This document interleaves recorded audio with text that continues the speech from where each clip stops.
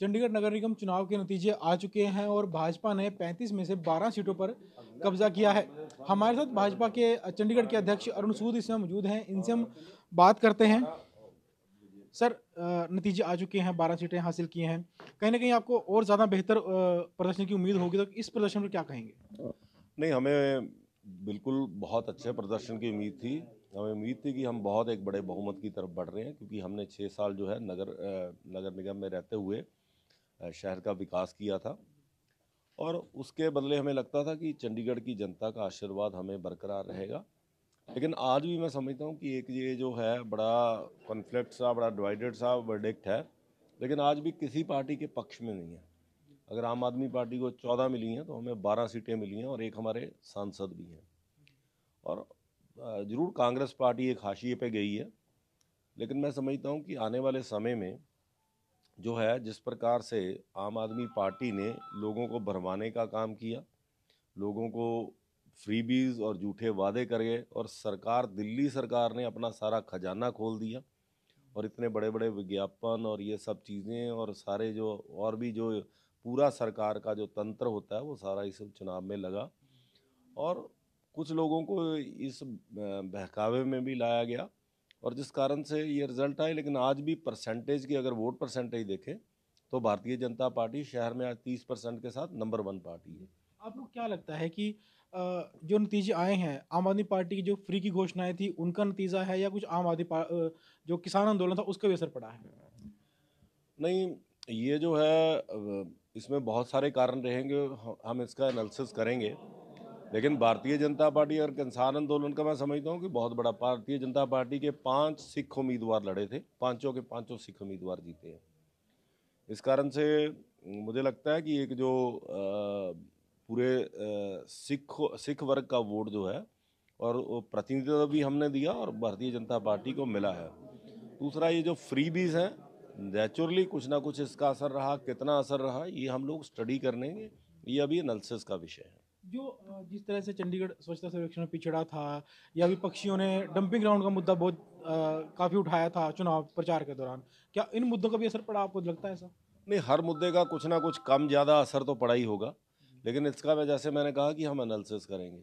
आज dumping ground जो है वो कांग्रेस की देन है। हमने चुनाव प्रचार के दौरान भी बार बार कहा कि आज 66वां स्थान या डंपिंग ग्राउंड या डिफंक्ट गार्बेज प्रोसेसिंग प्लांट, ये कांग्रेस की करप्शन की देन है और ये कैंसर और नसूर कांग्रेस पार्टी ने दिया। हम इसका इलाज कर रहे हैं।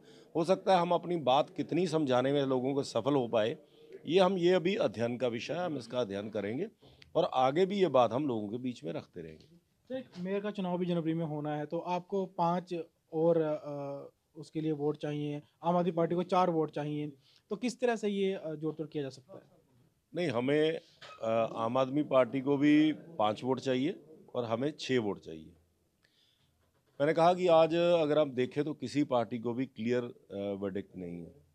आम आदमी पार्टी और कांग्रेस अगर मिलकर बनाते हैं 14-22 तो बड़ी आसानी से तो वो सरकार बनाए, हमें कोई आपत्ति नहीं है। लेकिन भारतीय जनता पार्टी आम आदमी पार्टी या कांग्रेस से किसी प्रकार का कोई समझौता नहीं करेगी। हम सत्ता से दूर रहना पसंद करेंगे, लेकिन कांग्रेस और आम आदमी पार्टी से कोई समझौता नहीं करेंगे।